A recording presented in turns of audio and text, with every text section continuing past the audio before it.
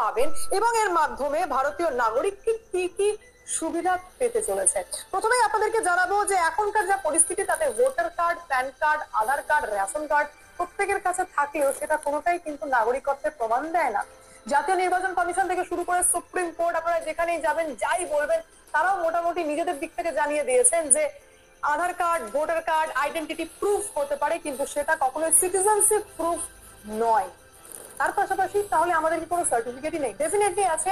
যে সার্টিফিকেটের মাধ্যমে আপনারা প্রমাণ করতে পারবেন যে ভারতীয়, সেটা হচ্ছে বার্থ সার্টিফিকেট অথবা পাসপোর্ট।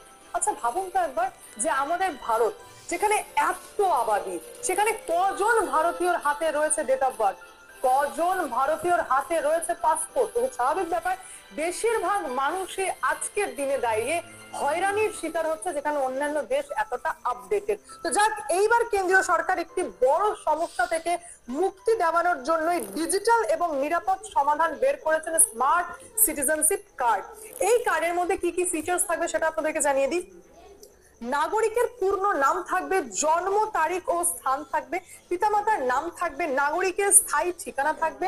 যেটি নতুন অ্যাড হবে সেটি হচ্ছে একটি ইউনিক সিটিজেনশিপ নাম্বার থাকতে চলেছে, ডিজিটাল স্বাক্ষর থাকতে চলেছে, হাই সিকিউরিটি কোড এবং কিউআর স্ক্যান ফিচার্স থাকতে চলেছে, বায়োমেট্রিক তথ্য সংযুক্ত করার সম্ভাবনা রয়েছে এই কার্ডে, কেন্দ্রীয় সার্ভারে সংরক্ষিত নাগরিক তথ্য থাকতে চলেছে।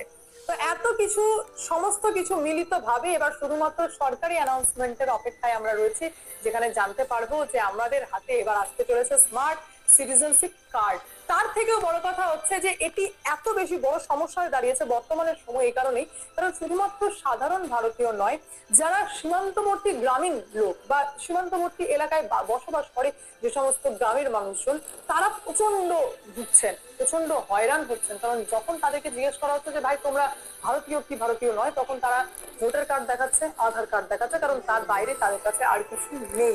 তো এই সমস্যা থেকে সীমান্তবর্তী এলাকায় বসবাসকারী ভারতীয়দেরকে যাতে মুক্তি দেওয়া হয়, সেই কারণেই এই ব্যবস্থা করেছেন কেন্দ্র সরকার। আমরা আরো ডিটেইলস। ভারত সরকার উদ্যোগ নিয়েছে ভারতীয় প্রমাণপত্র বা সিটিজেনশিপ কার্ড। এই কার্ডটা নতুন আসতে চলেছে, যাতে এই কার্ডটাই প্রমাণ করবে আপনি ভারতীয় কি না।